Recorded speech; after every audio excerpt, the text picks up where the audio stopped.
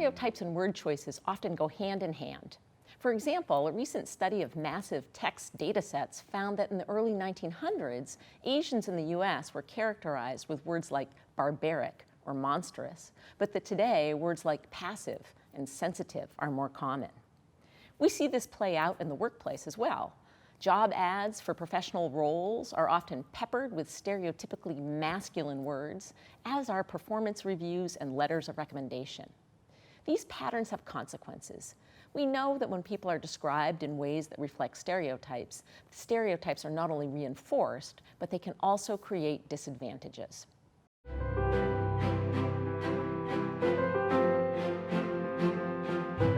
As an educator in a business school, I wanted to know if the case studies we use in our classes also reflect stereotypes. So, a team of undergraduate research assistants and I read the 250 unique case studies taught in the GSB MBA core curriculum. The goal was to analyze the text of each case study by scrutinizing the descriptions of the protagonists, their situations, and their cultural context to look for any potentially stereotypical language or language patterns.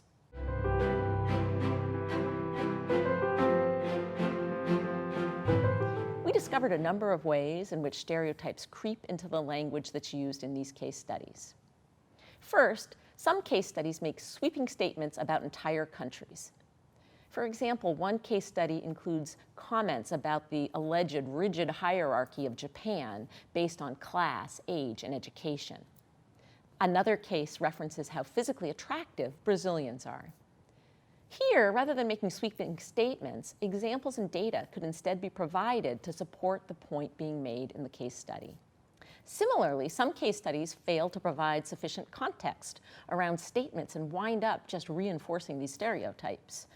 For example, in a case study on an erectile dysfunction drug, there's discussion about how ED leads to a reduction in feeling masculine. And there's a reference to a report in the case study that says that over 90% of men and women reported that confidence in a man's sexual ability is critical to having a good, loving relationship. Here, the case study could have provided a little bit more context, for example, by acknowledging that the study that they cited included only heterosexual couples. And while the comments about a reduction in feeling masculine may be directly from the study that they cited, this type of statement can reinforce the stereotype that a man's sexual ability is and should be important to his sense of masculinity. Third, case study language can promote and reinforce gender, racial, and ethnic stereotypes. For example, a case on a woman CEO opens up with her reading to her 3-year-old son and kissing him goodnight before joining her husband in the living room. Or another case quotes a CEO as saying that the best lunches in Japan are prepared by wives at home. Most of these examples reinforce the stereotype that women should be wives and mothers, but not leaders.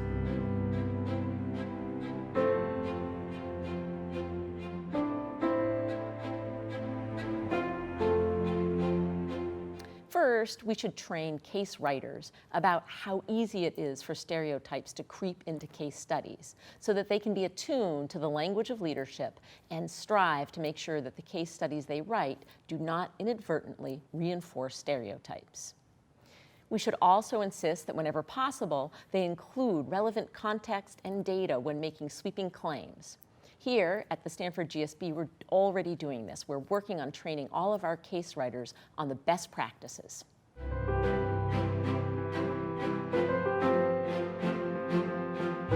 Second, for those of us using case studies in the classroom, we should conduct an audit of language used in all cases that we assign. This is something we're also doing here at the GSB. We are currently writing cover memos for any of the cases that we found with potentially problematic language, and we're making these memos available to faculty. While we obviously can't do this for all of our cases, we believe that faculty, once they're made aware of these issues, will begin to audit all of the cases that they use.